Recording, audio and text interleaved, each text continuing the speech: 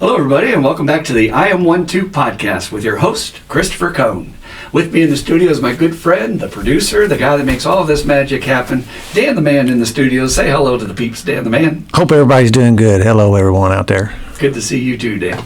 We have a special guest today as we try to bring in these people to share their stories, their experience, strength, and hope. And I'm very excited today because Cindy is a great part of our recovery group, and she has a hell of a story to share with us. So welcome to the studio, Cindy. We're so glad you're here. Thank you. And I'm excited. I'm very excited. Having Catherine in was, exciting enough. But, I want to broaden out, and then next we're going to bring Ross in here, and I'm sure that'll be off the graph. So, all the energy. try to get a good subsection of, okay, there's this angle, there's this angle. Because all of us have our own story, and our story is the most sacred thing we have. It's the thing we lived through. It's the thing we survived. And that is how everybody gets sober, is we go to meetings, and we hear people share, and we go, hold up, you are talking about me. I am 1-2, which is the name of this podcast. Go figure. So that identification will save your life. So we'll try to bring you some of that juice today. So welcome to the podcast, Cindy. Thank you. We start with some really simple questions, like what is your sobriety date? 4/13/2020. 4/13/2020. That's of everything. Of everything. No, Okay. Good point. I don't This remember. is my final sobriety date, Yeah. or of everything. Any significance to that date, or is it just the way it felt? That was just that was the day after Easter. Easter was a rough day in 2020. We were in COVID. It was bad. And I got super, super drunk the day before. So, Holidays. It was a wild one. Holidays are hard. They are. I'm actually going to talk about that in group tomorrow because Christmas next Yeah. week and everything. So, tell us a little bit about your family. Where did you grow up? Tell us brothers and sisters, just the makeup, the general things going on. Yeah. I was born and raised in Louisville, and one sister. What Like Highview, Okolona, but I would rather say Highview because I think that means something. I don't know, it's silly, but went to Moore High School, and my sister was about 6 years older, so there's a big gap. I didn't have siblings, but I had cousins that were more my age, but you would say normal childhood. Mm-hmm. Both parents work? Yeah. Dad was at GE. Mom was hairdresser. But, I was at home quite a bit, in the evenings by myself. But my sister was older, so she watched me. How long was your dad at GE? He was there until 50, which I'm like, damn, I should be retired if he's... So he would have started, what year, though? Oh, 73-ish. Huh. He might have known my grandfather. Yeah. My grandfather was an executive for GE, and he came down with Schenectady, the group that came down there when GE came to Louisville back in the 50s. Was he in a certain building, or was it he was I don't over? know, but all I know is it's funny how tight people were at that company. Yeah. Because at his funeral, many more people showed up. And I was like, God, after all these years, and they came to support him? Yeah. Yeah. They still definitely know each other. We would go to U of L basketball games and walk around the Yum Center or Freedom Hall, and we would do an hour before the game even started, and all the GE people would just socializing. That's awesome. It was cool. All right, so how was the status on was alcohol around in the house? Did you get lectures about don't do drugs? What was the standing from your parents' point of view on all that? It was complicated because I was the baby of the family, so I didn't get to hear. I heard about all of the traumatic stuff from before I was born. I was told from a very young age that my dad was an alcoholic. Your dad, he drinks too much. He was abusive. This is the stories my mom would say. I have a hard time kind of seeing that because I don't see my dad in that light. But of course, I didn't see him drinking, so I don't know. So I didn't see my dad drinking. We'd never had alcohol in the family, or not in the family, in the house. We didn't have family that drank. Neither my dad's side or my mom's side. Just nobody did it. I think I had an uncle who maybe drank occasionally, but nothing big. So it just wasn't around. How did your dad quit? Did he go to church, or did he have an awakening, or a scare I maybe? Don't know, get in trouble really. with the law? I'm not even sure what came about because I even questioned my dad later. I was like, "Were you really alcoholic?" And he was like, "I didn't think I was." So I don't know if it's my mom making it worse out than it was, or maybe he was just really bad on it. I mean, It's hard to say. However, even though he didn't drink, there would be occasions where Dad might be drunk on this one day. There was one night where we had piano lessons. He was supposed to take us to our piano lessons, and then he didn't show up to, like, from work or something like that. My mom was at work. She had to leave work, come take us to our piano lessons, because that was more important than work, apparently. And she found him, and it was like in December, and there was a GE Christmas party. He was drinking. She found him pulling into Trixie's. For those that don't know, Trixie's is a strip club in Louisville. Yeah. So I don't even know if it's still there, but no, I don't think it is actually, but standard place to go for us addicts and alcoholics. after a GE Christmas So party. it's curious, man. You know, that whole topic of secrets in families and what we don't know. And then we're just talking about your immediate family system. And once we get to grandparents, and then I don't know anything about my great-grandparents. God knows what my grandmother could have been a prostitute for all I know. Not saying that, not trying to defame her name. But, you know, you just don't know, because that leaves that big question. There's too many, nobody's talking about it. Isn't that kind of weird?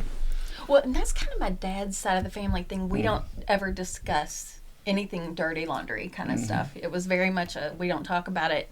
And that was my mom's big stance too on, like, what we present to other people. Yeah. So it was always very much closed in, even though that night of the Trixie's thing, she was tossing him out of the house, like throwing clothes out the window. Yeah. Like, there was Charlie Brown Christmas Story, and I'm just sitting on the ground crying next to no. the couch. Like, there was just all this trauma, and he was drunk in the bed, and Oh my God! punched him with a rifle, and just chaotic. So you know? it's like Charlie Brown Christmas is a trigger now. I hate it. That's so sad. I have hated it. It's so sad. I have always hated it. I just told the audience that we went to see the live version of that. I took my mom to that a couple weeks ago at the Brown, and that's sad, but it's part of the story. It's part of our family systems. It's curious though, because trying to get at the truth and say, well, is that my mom exaggerating? Is that something that, you know, maybe, and then your dad's maybe downplaying it because he doesn't want you to know that. But that message of we must present the perfect image, I on top of that, and see if you relate to this, I also had the message, keep everything nice. So was that maybe some of that why your dad's family didn't talk about the bad things? Yeah. I think they were just not they didn't share with not even expressive. adults. As adults, they didn't share a lot. It was very, you know, surface level stuff. Irish? I think Patterson, I think is. Yeah. My family, Yeah. that's that cold Irish, no emotion. That was my dad's side of the family. And I mean, you know, that's just what they were. And I just like they weren't as fun as like the other side. That was a little bit more wild. You know, they were just more outspoken. Now, how about your sister's influence? Because if she's 6 years older, she's kind of like the guinea pig going out there first and getting into trouble with drinking and or drugging or anything. No, not at all. So our family dynamic was I didn't realize this until later, but there's my mom now. She's more, and I'm not trying to like paint this horrible picture of my mom, but she's okay. pretty narcissistic, especially like towards me. But we had this dynamic that my mom's the narcissist, my dad's much the orbiting parent, my sister is the golden child.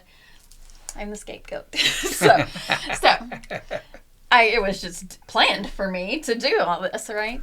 But no, my sister very much was she had to stay in line. Like, and she did. She played the role very well that was given to her.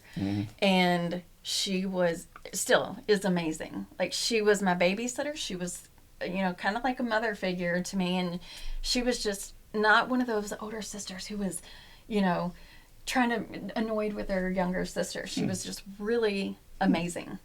That's cool. Yeah, she's awesome. So we got the, you know, golden child, which might be a little overachiever, getting the good grades, maybe doing a lot of outside activities at schools, but still taking care of you and showing that connection. Yeah. That's I wish I had that with some of my siblings. So that's fortunate. Do you still have that today with her? Or? I don't right now, just because, and I have no ill feelings towards her. There's just that family dynamic of my mom, and so it's hard to separate the family and them not feed into whatever's going on over there with her. It's kind of like if you pull one string, it pulls all the strings, and you just maybe don't want to activate that part of the string. I just want to talk to her, and how can I do that clean? And they want to tell me all these things my mom has said, or you know, and I'm like, oh, I don't want to hear it. Nope. Boundaries. I'm trying to keep a good frame of mind. And I've tried to set the boundaries, and they just... It's almost like if, you know, that's the dynamic in an alcoholic family system. If there's a codependent and or slash caretaker and or slash golden child, and they're taking care of where everything's going. They can't wait to report all that stuff to you, like, oh, here's all the stuff, and you're like, I don't need to hear all that. I'm trying to get sober or whatever, you know. And I never felt that from her. Like, I never felt that She doesn't dump it triangulation. on? Okay, No, she all is right. very much the peacekeeper. So is my dad.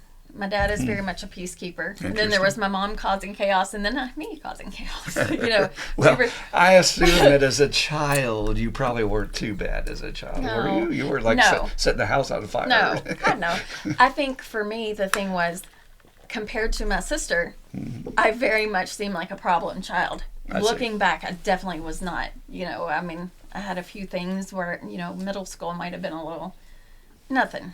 Okay. So, I mean, there was no drinking Gotcha. till way later, like my senior year of high school. I Okay. think that's pretty good. All right. Actually, that's a miracle. Yeah. Anybody out there that's listening, if you made it through junior high and or slash part of high school, and I didn't use till I went off to college, and part of that was having the alcoholic father, and I didn't want to be like him, right? And I got that training from my family. Don't be like your dad. Don't be like your dad. But if that's a miracle with that peer pressure and everything and how it's around you, how could you not use during high school? So Yeah. I was never exposed. Like I said, it wasn't in our house. I was in the marching band in high school. What instrument? Well, I played piano my whole life, so I played Oh, the xylophone. nice. The band teacher was like, "Hey, I think you can do this," and I was like, "Just 2 mallets? Hell yeah, I can do this. It's not 10 fingers. Like that's a lot different than reading, you know, bass and treble clef. Like there was just one. I was like, this is pretty easy." But you know, I was around marching band kids, and it was a good group of people. We still see each other to this day, but I just was not around alcohol. I didn't see marijuana until I was like maybe 23. That's okay. Yeah, I mean, I was That's never a even blessing around in it. this It was world. crazy. I mean, some people are seeing it at age 2, so it's a blessing Yeah. in this world not to Yeah. see it.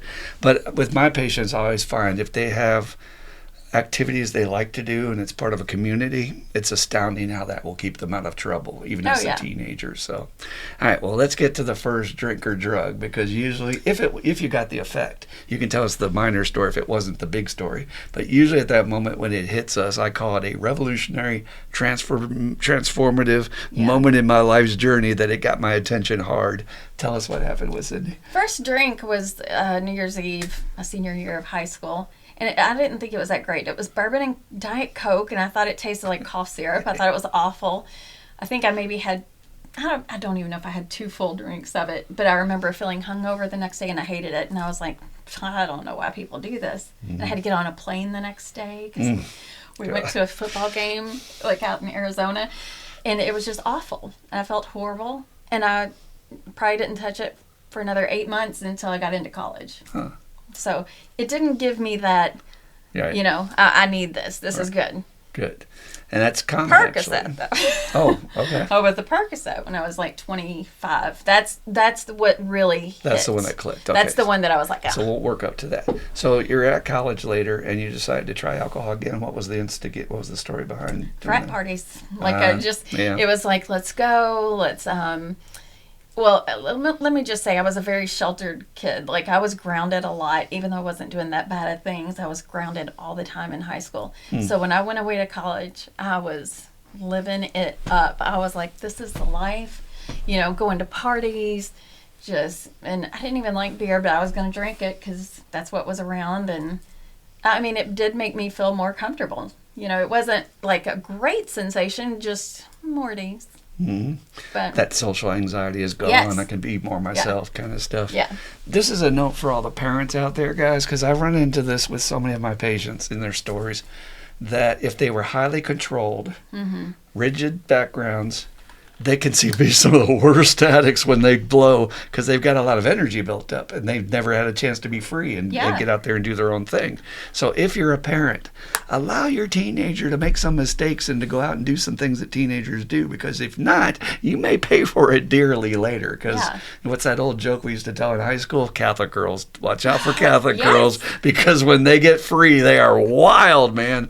And again, it's just that pent up, I never got to be a kid. I never got to find my own identity and be free of that. So was that maybe part of your mom's narcissism too? Or what was that grounding thing all about? Just out of curiosity. I mean, it was grades. There was a lot of, I mean, there was a guy that I liked in high school that was black, and that was very much a taboo thing with my mom. And that was a whole trauma thing when she found a Valentine's Day card. It was just a whole thing. So there was a lot of controlling what I did to make sure that I was not going to end up with a black guy. Like if I had a job in high school, she would go sit in the parking lot and watch to make sure no guy was coming there to pick me up, or just this constant control. I'm sorry.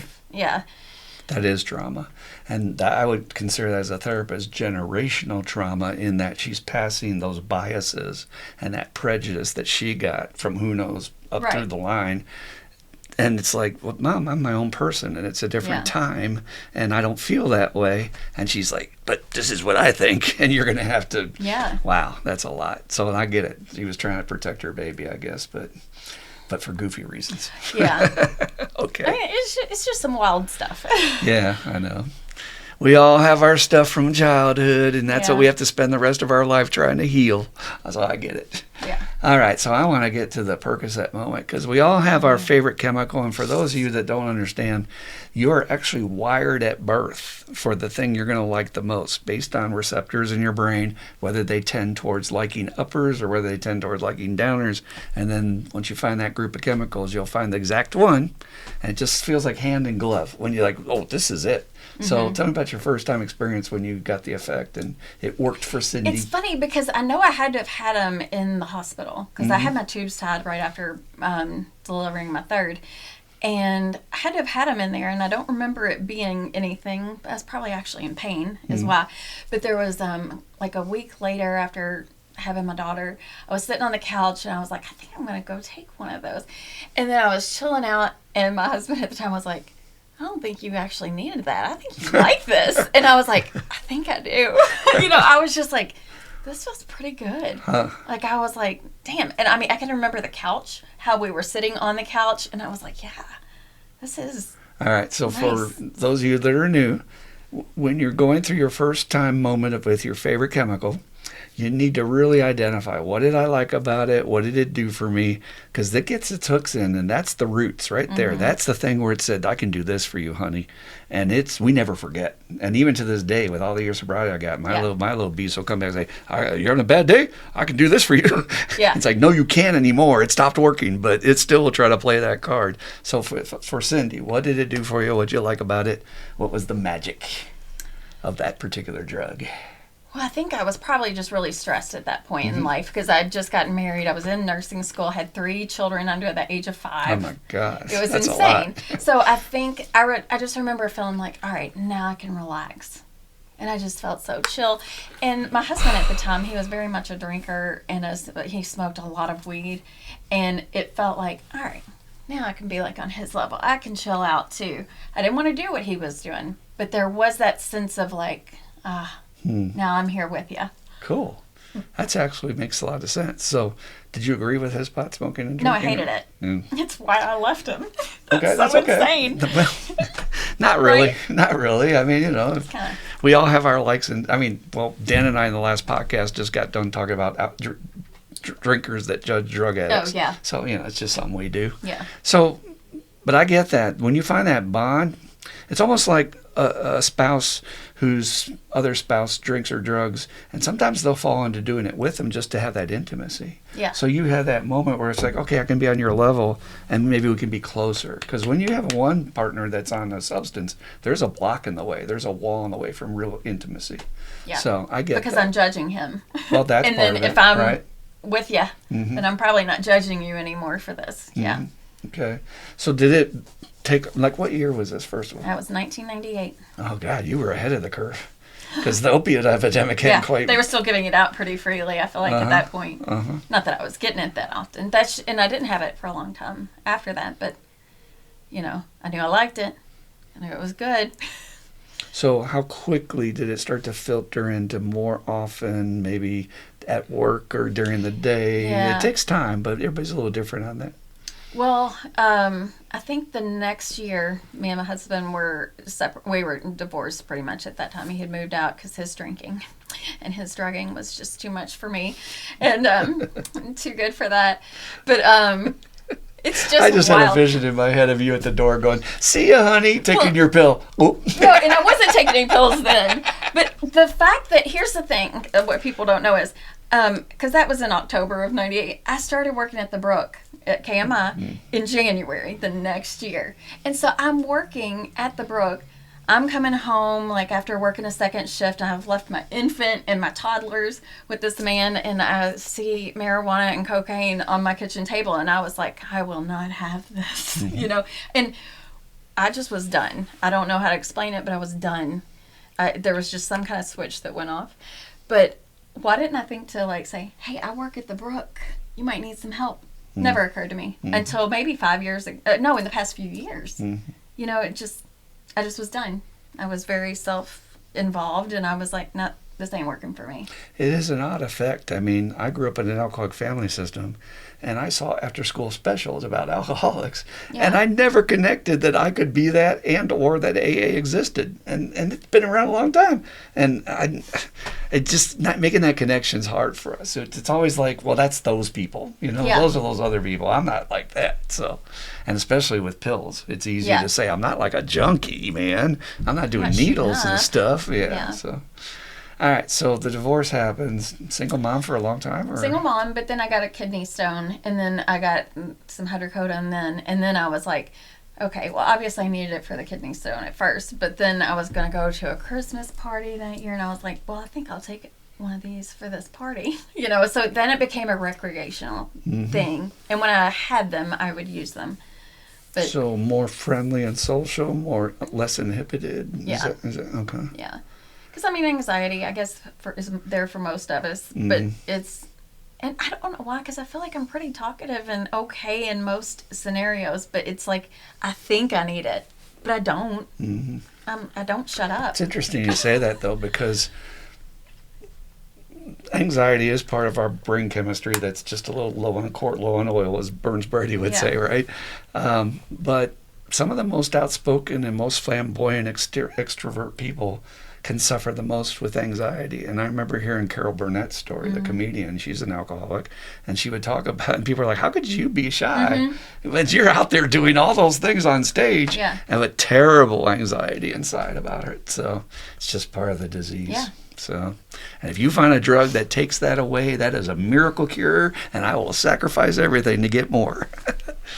So when did things ramp up for you? Maybe with a different substance and or, doing it more often or more at work, whatever.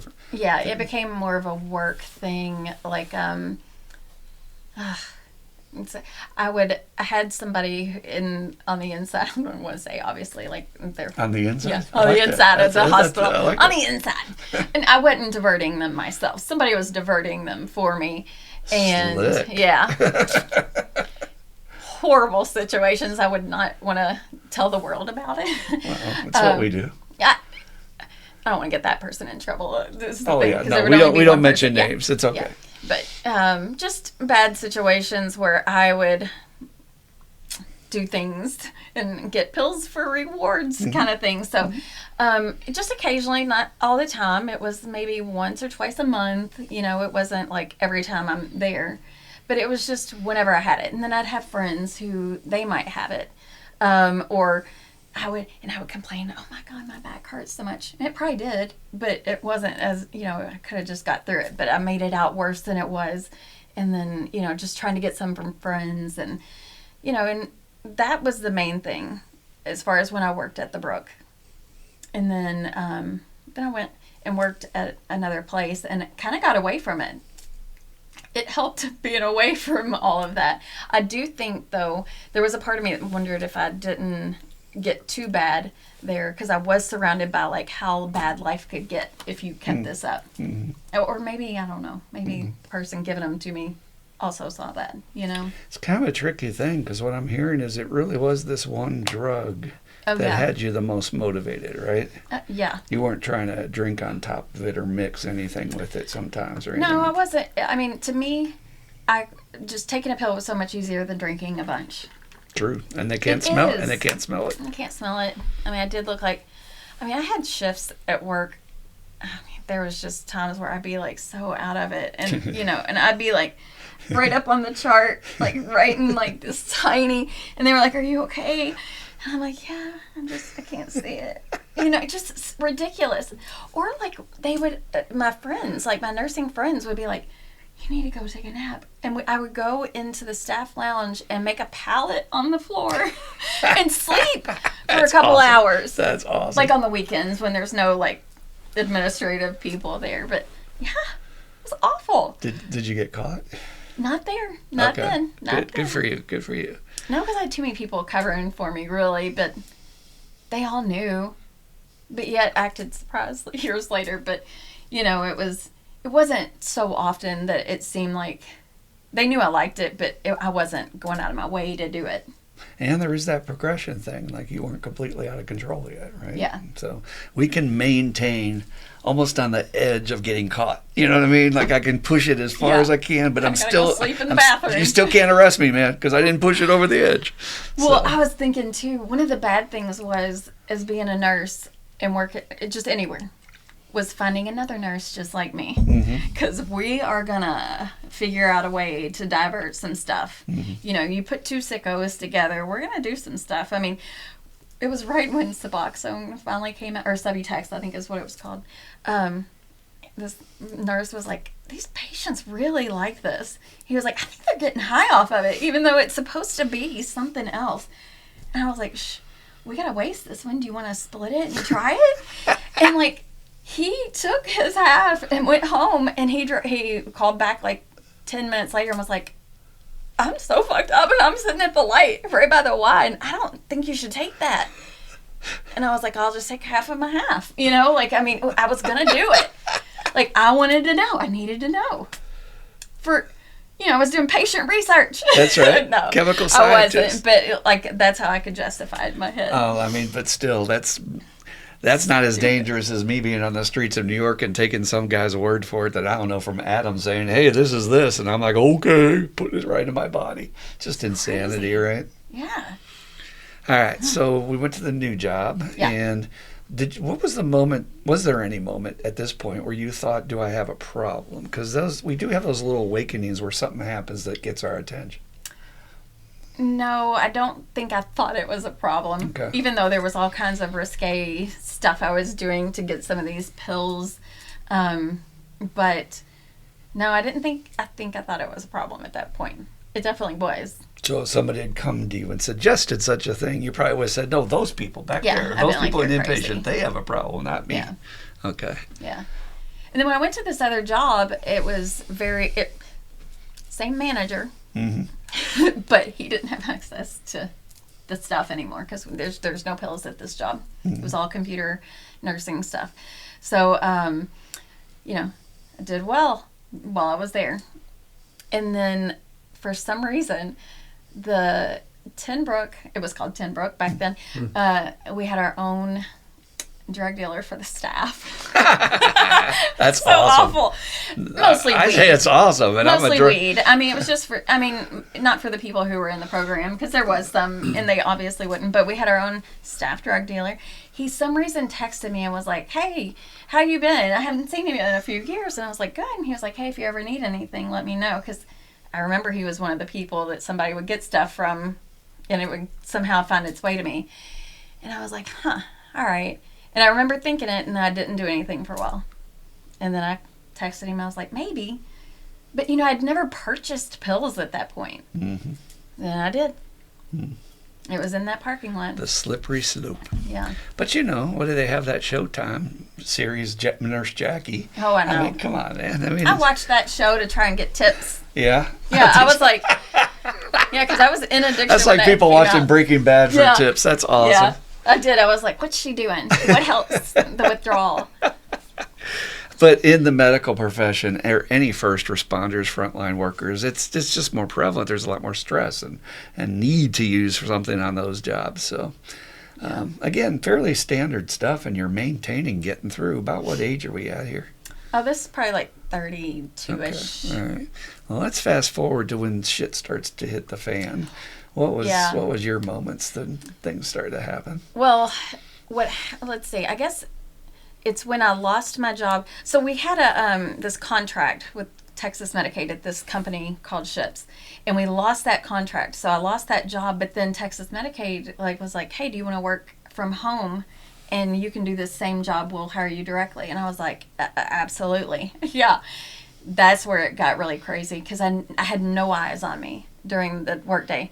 And that friend, the drug dealer, I was like making more texts to him and being like, hey, I can just meet you because I can just leave home and my daughter will sit there and move the mouse, make it look like I'm busy, on the screen. And then it just became more frequent. So that's where things started to get out of control. And I would take 2 7.5s in the morning and then to wake me up. And then I'd take 2 at night to help me sleep, which is so stupid. It just makes no sense. But that's me just making excuses for why I needed them. We need to always remember there's a normal person dictionary and there's an addict person dictionary. And if you're an addict, I think what you're saying makes perfect sense. Yeah. You don't have to judge it at all. Yeah. I get everything you're saying. I needed it to wake up and I needed it to go to sleep. It worked however I wanted it to. What actually happened there, and this is dangerous for everybody who might be in this process of progression, it's kind of like when you go to the bowling alley and you got a kid bowling and they put those safety rails so it doesn't hit the gutter. Well, when those are removed, and that can be anything, you lose a job, your kid graduates, you don't have anything holding you accountable, that's where addiction really begins to flourish. It's exactly what happened. No eyes were on me. Mm-hmm. And it's depressing. It's also kind of depressing if you are not connected to like a support group, then it's also very isolative and depressing. Yeah. And so then what do you do when you are feeling that way? I need more pills. And, it just kept getting increased and increased. And sounds like a dark time. It was. Yeah. It was. Was this concurrent with the pandemic or before that? No. This was like, that started in 2012-ish is when it started getting bad. And then lost that contract so many months later, 10 months later. Then I went to work for Humana. And so then I had to quit for a few weeks to go take that drug test because I was like, I do have some scripts that I could say, I used for my, because I always worried about that. But I got that job and then was set, good pay from Humana and still behind a screen at home. It just got worse and worse. So in many ways, though, you're fortunate that you weren't full blown to the point. I don't hear homelessness. I don't hear, out on the street stealing from people to get drugs. So luckily. But I do want to hit that angle for anybody out there that might be struggling. When you're a professional and you're trying to maintain a certain image, and we have ethics we're supposed to follow, and it's all about patient rights, and and it's just that awful stigma, like you're not a good nurse or you're not a good counselor.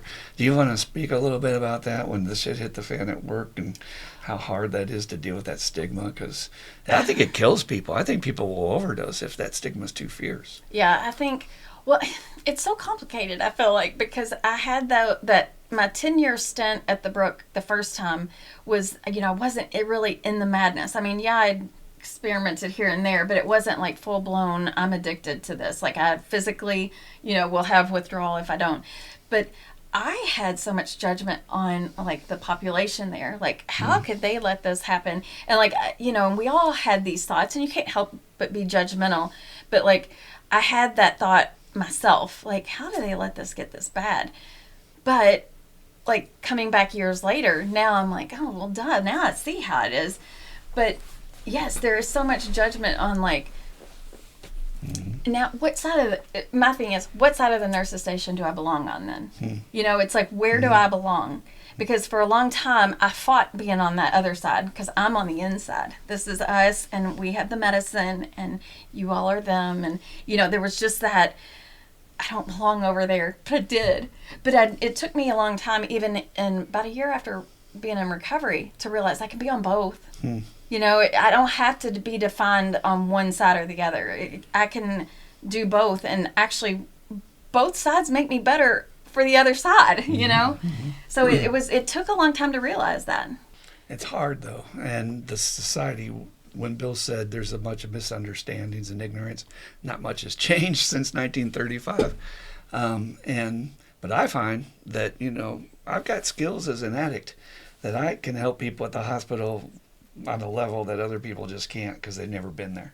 So you're right. It's a superpower in the end. So for anybody out there, hang through the stigma, because you will win if you do recovery and be the superhero. But at first, it looks like a terrible thing to have. So did you get busted, or what was Well, so when I was at Humana, I decided I needed to get a divorce because my husband's asking too many questions. He's asking, "Where's the money going?" Here we go. Asking all them questions. So there's your accountable source. Like Yeah, right. Why are your eyes like this? Right. And I'm like, motherfucker, if you don't quit asking me questions, I don't want to have to answer to anybody. That was my mentality. I just want to do what I want to do. So I was like, we're going to get a divorce. And he was just shocked, I think. And I think he knew kind of something was up, but I don't know if he knew exactly.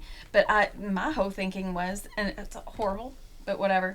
I was like, I will make this much money out of the house because I'll get my money back that I put into it, and then we'll split whatever else we make. And I was like, I'm going to get like $30,000, and then I will be set. I can get a different place, and then I'll have a little cushion in the bank.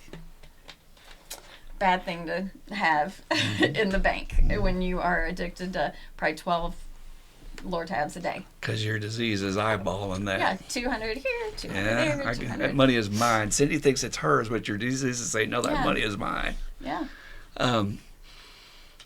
So, again, don't worry about horrible or awful or all that stuff. No, I know. And we all do it. We Yeah. all do it. But I will tell you where I turned the corner. It's a quick story, but I think it might help somebody out there, because I guarantee that other people are doing this. You got to separate the sick self from the healthy self, and so I've got that side of me. If I use, I'm going to turn into Dr. Jekyll, Mr. Hyde. And this guy named Clint Hodges from California tells this story that he was on his last leg, and he's living in a burned out car on Skid Row, and he would go into the token clubs down there, which was called the Alano clubs in California. And he would, try to get a cookie, get out of the rain, that kind of stuff. And one day it was raining horribly, and everybody left. The meeting was over, and the guy was cleaning up, and he was afraid he was going to get kicked out into the storm. And the guy didn't do that. The guy came over with a cup of coffee, sat down, and said, "What's wrong, buddy?" What's he could tell? He's on his last legs there. And he says, "I don't know, man." He tells him his whole story in a nutshell. Lost my family. I was a $1 million lawyer, had a home. They won't talk to me now. Everything's horrible. And the guy stops him at one point and grabs his wrist, and he says, "I'm sorry, are you an alcoholic?" And he held his hand, and he looked him right in the eye. And Clint tells this story, and his tears comes to his eyes, that nobody had ever really pinned that into his face like that. I mean, he'd been to meetings and said it like everybody says, I'm Joe, I'm an alcoholic. But nobody had really just pinned him to his truth. And he went, yeah, I'm an alcoholic. And the dude looked at him closer and said, "That's what we do." Mm. You don't have to say horrible. You don't say awful. It's just what we do.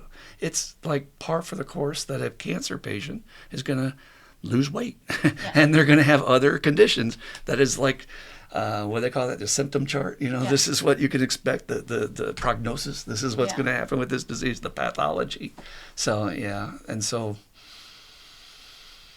it's just what we do. And to me, whenever I hear stories about anybody doing stuff like, I'm shuffling the books, I'm taking money from Peter Paul, I'm like, good for you, man. That was a good technique, man. I hadn't thought about that one, because it's just survival. Yeah. I've got to get the substance. My body is telling me if I don't, I will die. This is what the normal people don't understand when they say, how could they let it go that far? It just progresses to a point where it hijacks the brain, and you believe, if I don't have this, the world is going to collapse. And that terror will make you rob a bank at gunpoint. Well, it's almost, I don't think I was even thinking the world was going to collapse. I just need that. That was the main thing. That was the focus. I don't care about tomorrow. A fire in my brain. Yeah. I need that. I need that right now. Get it. I got to have it. Mm-hmm. All right, so we get rid of him. We get the money. And blow through that in 2 or 3 months. Oh, yeah? Quickly, yeah. I was living it up. Did you have a set dealer, or did you have to Yes, the Brook dealer, the Tim Brook dealer still. You were lucky. Yeah, and I was dropping like $200 or $300 a day or every other, I was taking quite a bit. And then I found out that, before that even, that kind of dwindled off. I had my husband's brother had oxycodone 30s that had no Tylenol in them. It's awful. It's horrible. gonna die when you hear this. But I told him, Hell yeah. you're gonna be so proud. We activated Dan's addict over there. Watch out. I told him that I knew somebody that would buy them. This drug dealer would buy them, but he can't spend more than $5 on each of them. And so I was getting 30 milligrams for $5 each, and then I would just sell 20 of the 100 and make all the money that I needed to give to him, and I had 80. And so I'm a businesswoman. So no. I know when my therapist finally was like, "So you were a drug dealer?" And I was like, "No." No, man, you go into your best Eddie Murphy voice. I'm a businessman. I do business. That's what I'm doing. Entrepreneur is what I call it. But you're supplying your habit, and you're doing it in a smart way. So good on you, I would say. I thought it was very clever that I was getting 30 milligram tablets for $5. I think Shane, if he was here, would be eyes open, mouth watering, going, "What? You got what?" And where is he now? No. He's on our podcast. You can look up Shane's story. No, I was like, where's this brother-in-law? Yeah, exactly. Exactly. But yeah, so that got crazy because the higher doses just, I mean, they made me sick at first, and then I was just able to take 3 of them at a time. I was living with my mom and dad at that point because after moving out on my own, I couldn't sustain that and pay bills and pay for it. And I was just like, I'm always broke and things are more expensive. So my parents were like, move in with us and it'll help you be around people because you're working on this computer all day. You're not around people. So once I got to my mom and dad's house, I was like, you know what? I really liked working at the Brook. I think I could go back and work there. And they were like, yeah, you can take a pay cut and go there if that makes you happy. So in the midst of my worst part of addiction, I thought I would go work at the Brook, the drug rehab place. So, how long did it last? 4 before? months or so. 4 Maybe months. 4 Okay. months. And I still had people trying to tell me to go take a nap on third shift. Like it was like go lay down. Like I think I went into the day rooms and laid on the couch. It was bad. What's that other show, Bones or something, where the guy is not seen that addicted? Yeah, he's laying on the couch to get a little nap in. Again, standard stuff for us. All right, we all want to hear the magic moment. When did what hit the fan? And So I diverted a whole sleeve of oxycodone from it. They were just like what's a sleeve? What's that? Like they come in those blister packs at the hospital. So I said that I subtracted an Ativan sleeve, but really I subtracted a oxycodone one. And then here's the crazy part: I didn't even need them. I had plenty of my 30s, but I knew I would be out of those in a few days, and I didn't come back to work for 3 days. So I went ahead and took this sleeve, thinking I needed them. It might have been close to payday or something too. But I took them, and then 2 days later, I got a call from my manager, who is one of my best friends. But she's now the manager at the Brook, and she was like, hey, we need you to go take a drug test. There's some issues in the med room, and we're going to need you to do this. I was like, fuck. So then I was like, let me go get some pee from somebody because I know I'm going to test positive. So I had somebody pee in a little bottle that I took with me. It was a bubble, you blow bubbles. And I had it under my arm, went to this drug test, and it was a witness drug test. Yep. And I'm sitting there trying to pull down my pants and also not move this arm. And she was like, what do you have? And I was like, what do you mean? And I'm being all crooked. She was like, what do you have under your arm? And I was like, it's over. And I was just so exhausted. I was like, take it. And it was an automatic fail. So I had to call my friend and was like, I fucked up. And she was like, okay, well, we want you to come in tomorrow and talk to us. And I knew what that meant. I was getting fired. And I called her the next day and I was like, can I just bring my keys and quit? I don't want to come in here. I don't want to get a lecture. I don't want to hear any of it. It just still, didn't want help. Because I think the HR person was like, well, we want you to have some resources. And I'm like, I know the resources. I worked at the Brook, thinking I knew it all. I just didn't want to still be on that side of the nurses station. And then, boom, things were horrible because that got reported to the board of nursing. Thank God, though, they didn't arrest me. Because I know nurses who have diverted meds, and they send the cops to come get you, and you can be arrested. Wow. Yeah. So I'm lucky that didn't happen. Lucky on the front end. Again, you Yeah. didn't have to go on the streets, didn't lose everything. Yeah. But when it did hit, you got hit by a sledgehammer, kid. Yeah. That's what happened there. Yeah. That's rough. And I had to, like, of course, I made up this whole story to tell my family what happened. I told them I gave an Ativan to a patient who didn't have an order, and I knew they didn't have an order. Like, this whole made-up story, you know, and they all knew something was up with me. Like, they could see it in my eyes that I was on drugs of some sort, but I would tell them, it's the gabapentin. By the way, that gets you high, too. I loved some Neurontin because I felt like it would back up your liver enough to make those Percocets last longer. That was my thinking. Now, does it? I don't know. Better But live it the through. combo was great. Give an addict a little bit of medical information, and they'll use that. You'll Yeah. use that to get a better high. All right. So, where's treatment fall into all this? When did you finally find some solution to all this crazy? So I probably did a year of not working as a nurse, but like just trying to like swindle with the whole brother-in-law and selling some pills. And I'd wrecked a car at this point. I had no car. And like my parents live in Lake Forest. I don't know if you know anything about that. It's Yeah. very nice, right? Sure. So I'm living there, and I'm walking around the neighborhood when I'm ready for my drug dealer to come meet me. And like I'd walk the dog. I'm gonna go walk the dog, and then the drug dealer or whoever, my brother-in-law, would drop off the pills, and then an hour later the drug dealer would come get the pills, and I'm walking in Lake Forest and had a whole story, you know. But you know, like they were just asking for directions just in case anybody saw.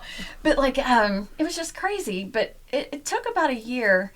And then my phone burned up one night in the middle of the night. Like it was next to my leg. Didn't catch fire, but it no longer worked. I lost all my contacts. God doing for me what I couldn't do for myself. Wow. Had no contact with how to get this drug dealer. And I was like, I think it's over. And that was just it. I was exhausted. I was just mentally exhausted, but it was also just, it was depressing. I was just in a really horrible mental state.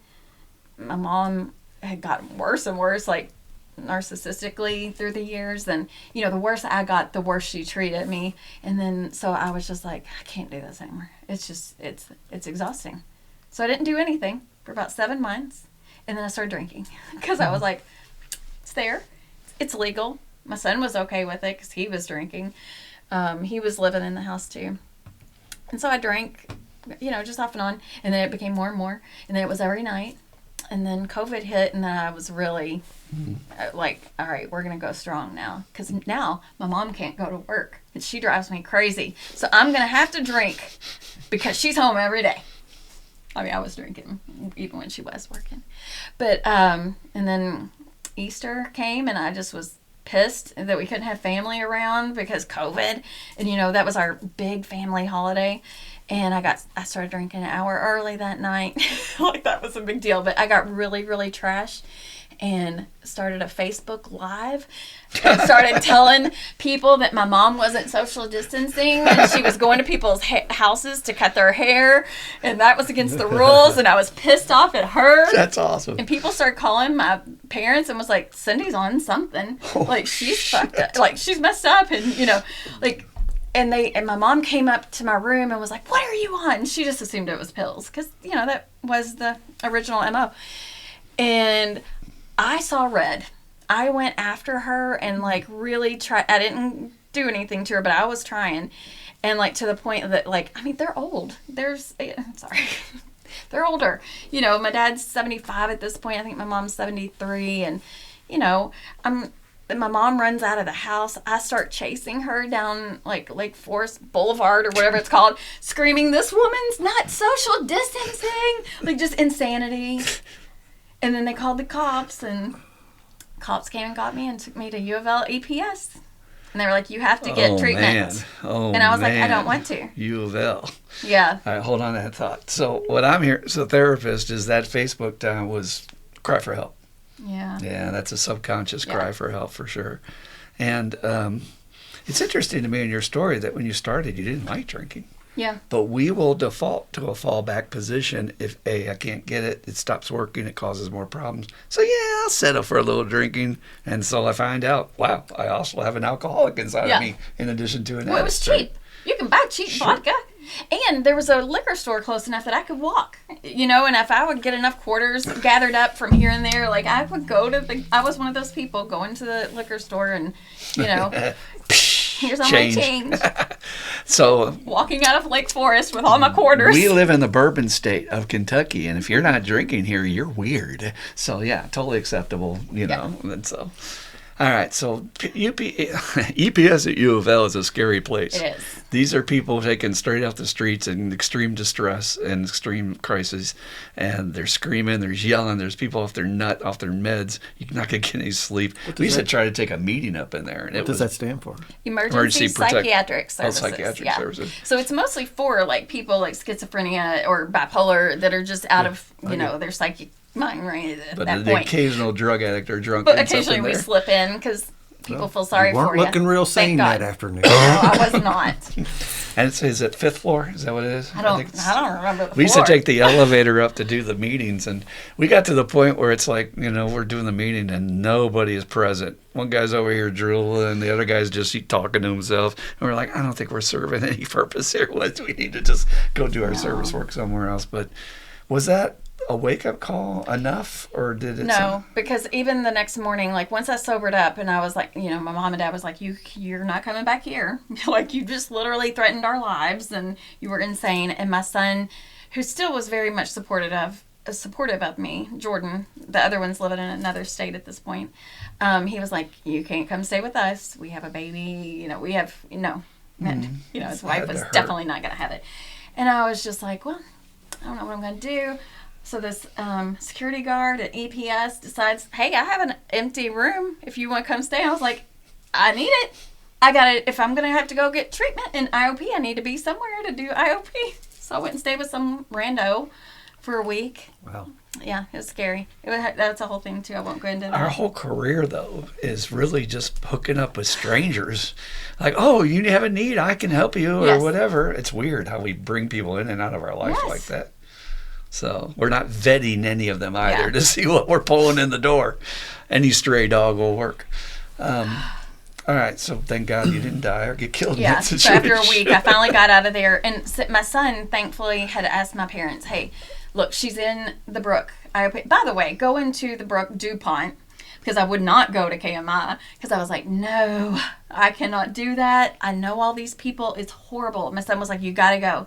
I was like, we went to 7 counties first, and then he was like, you can't stay here. He was like, this is scary. He was like, I'm not even comfortable with it. Let's go to the Brook. And I was like, I can't go to KMI. So I went to DuPont, and he was like, now don't lie, because I know you know how to manipulate all of this. And I was like, fine, but I'm not going to say I'm suicidal when I'm not, because that was a big thing. I hated that as a nurse, when people do that. I get it, but I also didn't like it. So I went in for my assessment, and first person, though, I see is somebody I knew from the other Brook. And I was like, damn it. And Jordan was like, don't you think these people are happy to see you getting help? And I was like, I don't care. I am worried about my image, not what they're thinking. I didn't say that out loud, but that is what I was thinking. But she was so nice. The assessment person was so nice. And they were like, well, you don't seem to be in any withdrawal, because it's just alcohol at this point. It's not like it's pills anymore. And she was like, I think you need to do IOP. And I was like, fine by me. I'm going to go to Shelbyville and live with this guard, okay? And so my son was like, I cannot believe I'm letting you do this, but what else can I do? But then after a week of that being crazy, my son was telling my parents, hey, can she come back? Because she's in IOP now. She's got these meetings she's going to. She seems to be doing better. They let me come back. So did you relate at first to everything they were selling, or was all this like, well, I'm just doing this because I'm supposed to? But I think I definitely went into it because I thought I was supposed to. Yeah. I definitely was not bought into it. And I think mentally I was just so depressed and anxious about everything else. Like, listen to all the things my mom did. I was very much a crier those first few weeks. I just cried nonstop. I remember, because I wasn't in your group. I was in Renata's group. And one time Renata was like, does anybody have anything to offer this girl? And one of the guys said, you got to get over this stuff with your mom. And I was like, I need to get in not real therapy, but like one-on-one therapy. Yeah. I need to bitch about this mom stuff. Yeah. Because that's when it kind of hit me. Okay. recovery is recovery, therapy is therapy, and it's different. Maybe not so much in IOP as much, but I just remember thinking, they are sick of me talking about my mom. Because I'm why? sick of me talking about my mom. Because why? It's our Because number we one. know. Well, and it's our number one tactic. I'm going to deflect blame. Yeah. We were just talking about the 4-step in the other podcast, and I can't see myself, Right. and it's always everybody else's fault, and that would have killed you just to blame Yeah. her to your grave. You would never would have stopped drinking. Yeah. Because of that resentment, you know? Well, it's just like when I would say, I'm going to drink because she's at work. Or drink when she's not at work. Yeah. You know, like I just always, it finally hit me, oh, I'm drinking no matter what. You know, it doesn't matter if she's there. If she's there, I need to drink to tolerate her. If she's gone, I need to drink to celebrate that she's not here. You know, and I was like, oh, maybe it is me. Yeah. So tell me about your journey real quick to get a sponsor, get comfortable in the program, find your peeps, find your tribe, which is so important for us. Well, it was such a weird year to get sober, from what I can gather now. That's all I knew was in COVID. It was all on Zoom. We didn't meet in person at all because it was April of 2020. You know, I mean, it was just nobody was meeting. I remember Renata saying, "Hey, go to one of the counselors here has this spiritual group," and I was like, "Well, that sounds interesting." Got on there, and I remember saying my first night, "I actually used to work at the Brook." Like I was like confessing this dark sin, and then you got on there and was like, "Hey, I'm a counselor. I work at the Brook," and I was like, I didn't realize like nothing made sense at that time though, you know. But I was like, "Oh yeah, I remember. This didn't just happen to like." Homeless people, you know, like I know that sounds crazy, but I remember there was a judge, you know, there was doctors, there were nurses, there were plenty of professional people that would come and get help. And you just saying that just reminded me that, oh, okay, that's right.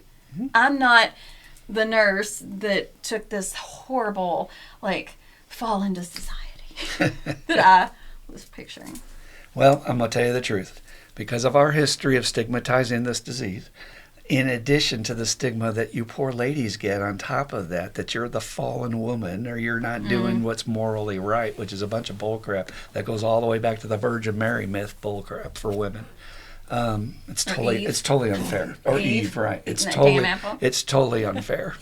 And it kills a lot of people too. Yeah. So that's part of your story that you can share now to let other people know it's okay to be both a mom, a professional, whatever, and have a disease. Yeah. That's all. It's just a disease. Yeah, I think I thought it was really like a knock on my motherhood and Sure. my profession. Mm-hmm. And also like how dumb could I have been to have worked at the Brook and not realized it. And that profession of being a nurse. Nurses are somehow supposed to be these perfect beings that don't do these kinds of things, but they're human beings, for God's sake. And you have one of the hardest jobs on earth.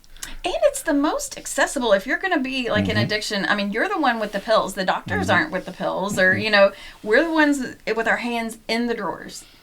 And with your hands on the script pad sometimes, because sometimes you can't find the doctor. Yeah. Or I know how it works. You can call in and use the doctor's numbers. I'm going to say something, don't hate me, but doctors and psychiatrists make so much money for not being there most of the time. I'm just saying.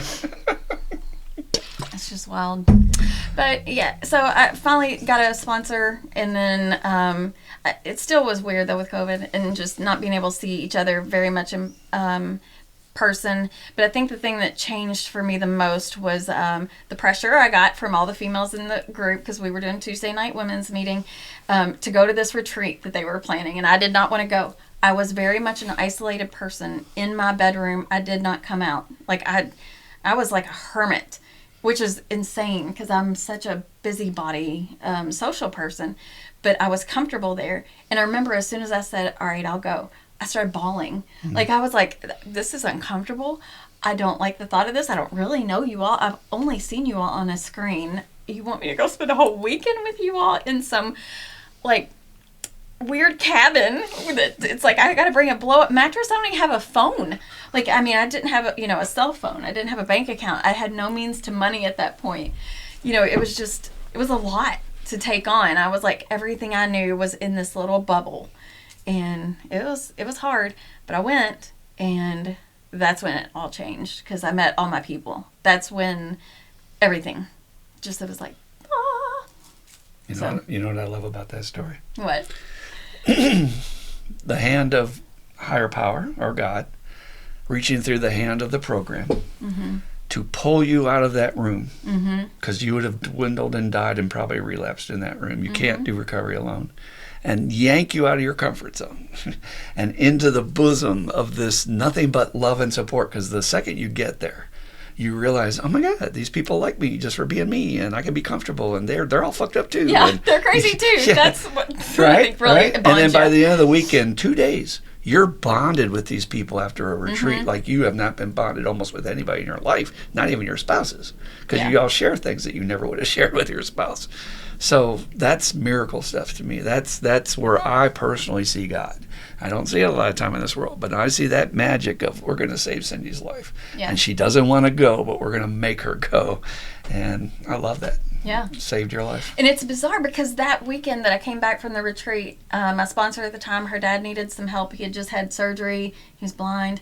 And she was like, can you stay with my dad, as a nurse, but stay with him, help him out. And you don't have to stay at your mom and dad's. And because I think the week before the retreat, I decided I wasn't going back to my mom's. I was like, this woman is saying horrible things to me, horrible. And I was like, why would I ever go back? Why didn't I think this earlier, But she, I was all in recovery, and so I'm learning how to calm myself. And she said some wild things, and I was like, I'm sorry that you don't like me, and that you feel like you need to talk to me like this. And she was like, like you? She was like, I never even loved you. And I was just like, well, there you go. I was like, now it's out in the open. I don't believe that. Let me just say that. I think she was trying to be hurtful. Okay. I think she loves me, but she was definitely, it's a hurtful thing to say regardless. But it was after that weekend that I was like, oh, I can't come back here.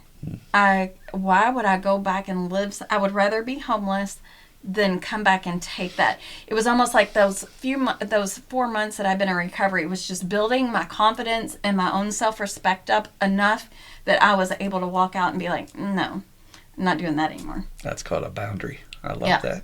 And some of us need to set very fierce boundaries with our family because they're going to kill us. I said that in aftercare group today. Number one trigger. Got to watch out for those family members.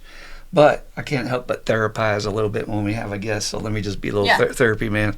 Maybe that's part of that generational trauma, that something, who knows who, with your mom made her to this point where she's hypercritical, and then she's hypercritical of you to the point where it almost destroyed y'all's relationship totally.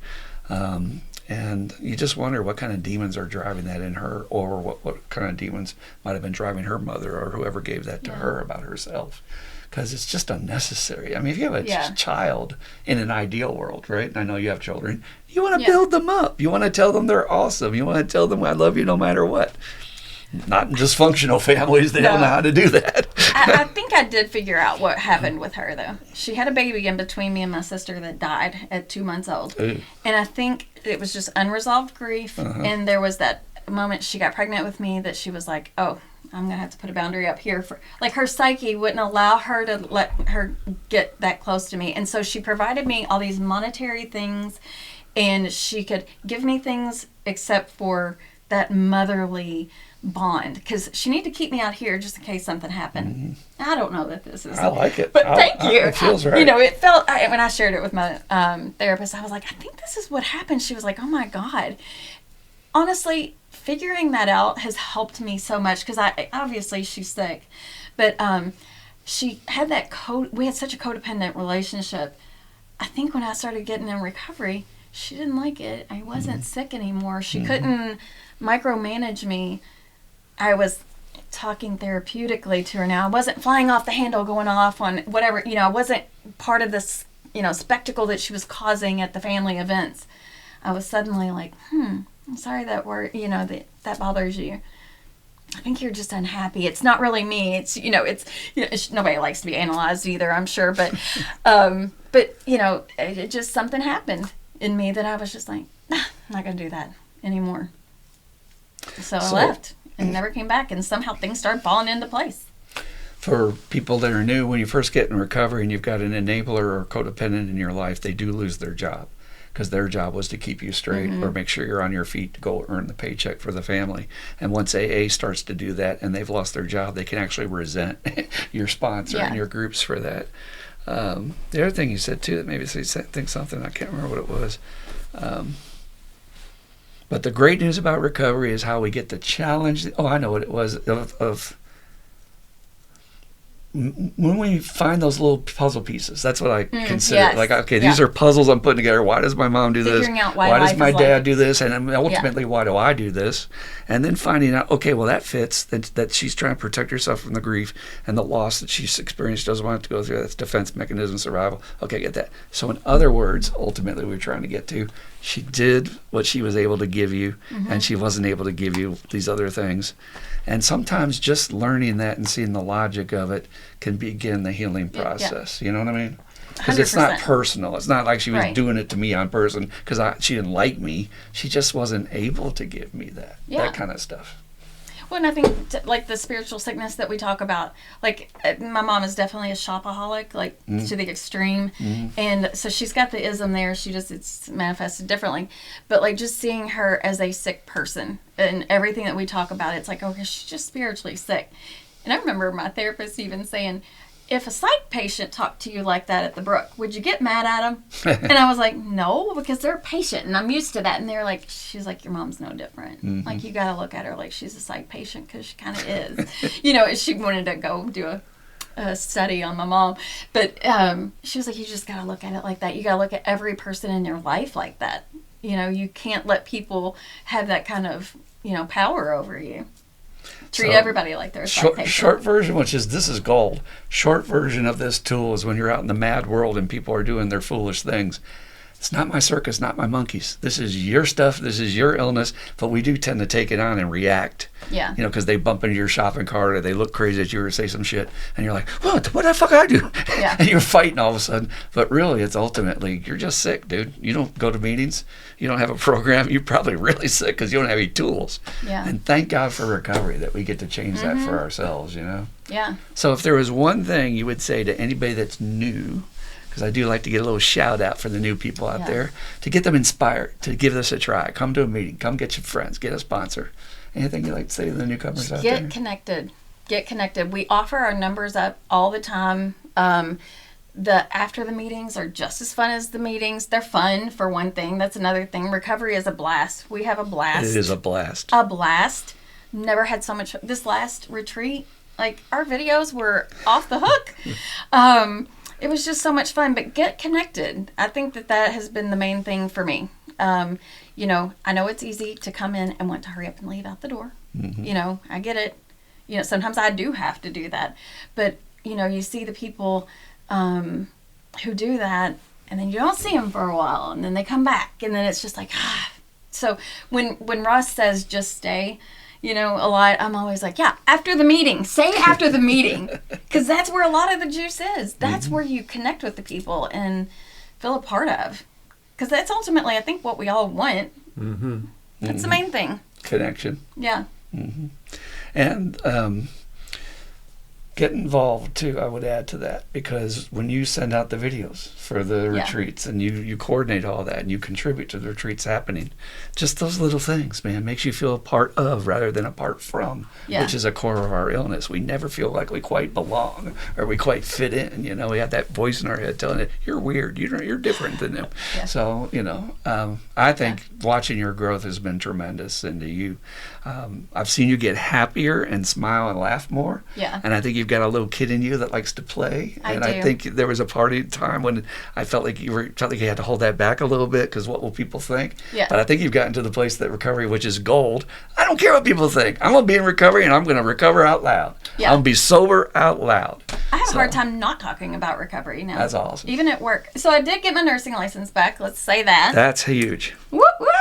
Hope for everybody else out there. It's a 5-year program that I'm in, the care program, but it's I'm 3 years and 2 months in. I'm counting them down because I can't wait. In a few weeks I get to say next year I'm done. But working as a nurse. But there's just so many things I can't do as far as narcotics. I can't give out narcotics, can't be the only nurse in the place, but people ask and I'm like, I'll tell them I was a bad nurse at one point. I'm like, I dipped into the cart, I don't care to talk about it now. It used to be such a taboo thing. I did not want people to know. I mean, even when I had to work at Chick-fil-A before I got my nursing license back, I went and worked on that truck because it went out of town. I wouldn't go see people I knew and then say, "Why aren't you working as a nurse?" I didn't want to answer that. Now I'm just like, I don't care. I'm going to tell you. Let me tell you. Here I am. Telling you right now. That's freedom. That is gold. It is. That is so valuable, to not let that shame and guilt rule your life. And anybody that's out there that's dying with that all alone and got yourself up on the cross and you're just beating the crap out of yourself, you are not alone. And what you did, even just hearing your story, I'm like, yeah, well, you had some hard times and you got hit by that sledgehammer. Yeah. But, it was kind of a recovery light story. It wasn't like being in an alleyway and shooting needles in your eyeballs and things like that. So, we have a way of being merciless against ourselves, whereas other people in the program are like, Cindy, you're just a normal addict. You just did the shit we all did, Yeah. So. And I really am lucky. Like, a lot of us are lucky, because I work at the prison and I see people that are serving, long sentences for dumb choices that I also made. They just got caught. So it's, thank God. It scares me. I still get that chill, like somebody walking across your grave wrong day. It could have been me being caught. Easily. So, all right. Any last words for our listeners? I love how you said recovery is a blast, because people just think their life is over because I have to give up drugs and alcohol. If you're not having a blast in your recovery, you're not doing it right. You're not doing it right. I meant to say, let's get a quick couple of minutes with Dan the Man. How's things you want to say to Cindy? You've seen her journey. I don't want to say nothing to her. Seen her progress, Yep, and it's so cool to watch people when they get here. I let the thing flip over. I was so engrossed in the story that I stopped watching the clock. It's so cool to watch, because I remember when you were in the TSSR meetings and it was all Zoom, and you could have been like 1,000 miles away from the screen, so it's from as far as anybody could take care, And you could see that there was just absolutely really no interest in any of this. I'm just here doing what I'm checking the box, I'm doing what I'm supposed to be doing so people get off my back. And then watch that transformation. I love the story that retreat is what really flipped the switch, because like you said, that all of a sudden you felt that connection, and you're like, hey, I like this. Part of my story, my using was for that connection.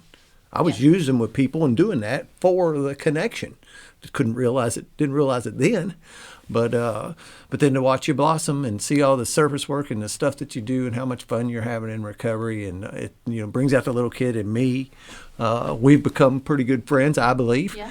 I invite you over to your work. Yep, I go over and do handyman work for Cindy. I don't like over. And another thing you didn't mention, you decorate for the TSSR birthdays and do that. That's a big thing, and it's a fun thing, and the people who are being decorated for, it pumps up their day, because, we talked about this the other week, there's some segment of recovery that's against celebrating. Yeah. It's like, nah, we're going to get together and celebrate everything we can celebrate. I mean, we celebrate daily wins, right? And when you all decorate, man, it's so fun to go show up at those meetings, because cool. it is y'all go all out. We do. I got to give Celia props. I do not want. She was the head of the party planning committee. It's her and I. We've already got something planned for January, even, but mostly Celia. But yeah, she did a lot of it. Yeah, I know she kicked it off, but she's gone now, right? I gotta say though, Cindy, I've been in meetings over 40 years, and I've never seen anything like that. So what we're talking about is these nice ladies get there early, and they make the room like a party atmosphere. They hang stuff, and they put up posters, and they ribbons and balloons and themes. And themes. They are all themes. Okay, yeah, they are themes. They all have and you themes. come in the door, and you're just like, what's going on? Is there a celebration? Yes, we're winners, and we're alive with this disease that kills most people who have it. That's worth celebrating. Like the theme, I gave April a token a while back, and she's nickname is Sunny. Yep. So everything was sunflowers and sun, and they were playing that. They were playing a song when you walk, let the sunshine in when you walk in the room, and it just puts you in a good mood right off the bat, and it's just fun. And I love you, and it's just so fun to be. I love to be your friend. You mean a lot to me, and want to see you keep on doing this. And again, I need all the battle buddies I can have in this deal, because this fight is real.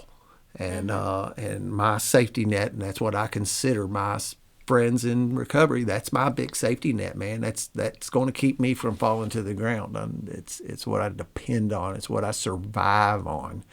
It's the very core of my recovery, and you're one of those people. And it's been fun watching you from that 1,000 miles away from the TV screen to who you are today. It really It's is beautiful. a family. Like, as much as I had to do a family stuff the other night, I missed being on the meeting, and I was like, that's my other family. Like, it is family. We're all that tight. Like, it's not like anything I've ever had with friends. I love my other friends, but like, recovery is family. Yep. Because we all been there, done that, Yeah. and understand each other's thinking. And it helps that most people are in the solution when the family's not. Yeah, right. Yep. So it's not much drama in recovery, so it's fun. It's such an interesting distinction, and we'll wrap it up on this, but Bill in the Big Book says, this is back in the 30s, guys, that, our common problem brought us in the door. And most people in the world think, oh, well, you alcoholics, you go to these meetings because you talk about how horrible it was to be a drunk and blah, blah, blah. And he says, that's good, but that never would have held us together. Cement that wouldn't binds have us. kept us there. He says what keeps us there is we share that common solution.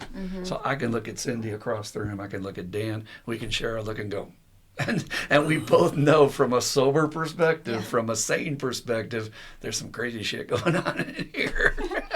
Yeah, like if somebody pulls out a bottle of pills and we're all like, and we all look at each other like, I don't know why I just thought about Cecilia for a second. It's just, she has that look where she could go crazy. Look, there's something going on over here. She does. Got written all over her face. I'm so excited that you came in today. Yeah, Excellent thank you for story. coming. Really awesome. Helped a lot of people. Any last words that you might want to say? Just stay. Just keep stay. coming back. Stay. Just stay. Just stay. And we will hug you and love worth you it. to health. And she didn't mention Taylor Swift I once. didn't. Almost got through this thing without a You Swiftie. can edit that. No. You didn't. I know. You're right. I didn't make that Taylor commitment. Swift, if you're out there, you need to come meet your world's biggest fan, Louisville, Kentucky, Cindy. Yes. She will kiss you, love you, and thank you. And She might be one of us. I know nothing, but I was over there, and she apparently a bunch of the decorations in her house are Just my Taylor's- granddaughter's room. Okay, well that whole Is- room was decorated, and all. And it means nothing to me. I can know nothing. If I heard a Taylor Swift song, I wouldn't even know who she was. I don't think I've ever You heard would one. if you heard the one Ross sings all the time. he's an old guy. He would. Ross sings that one all the time. That's not. Yeah, that's he not does, her, but that's I don't know that Hi. Ross not singing her demographic. would. Ross singing. That's not something I'm latching on to. Really? Really. We've heard leads on that song from him. Huh. That's funny. It's been Anyway. Sorry. We like to wrap it up with a serenity prayer every week, and we want to thank you all for coming in. And if you got something out of this podcast, please drop us a line. I am 12, the word recovery @gmail.com, and we will answer any of your questions. We'll help you with anything going on in recovery, and we're going to have a lot more guests along the way, and we're actually going to have a Ross on next. So stay buckled up for that, because that's going to be crazy. So we love you, and let's close with the serenity prayer if you guys are ready. Prayer. God, grant me the serenity to accept the things I cannot change, the courage to change the things I can, and the wisdom to know the difference. Just for today. Keep coming back. It works if you work it, and you die if you don't. Woo! We love y'all. See you next week.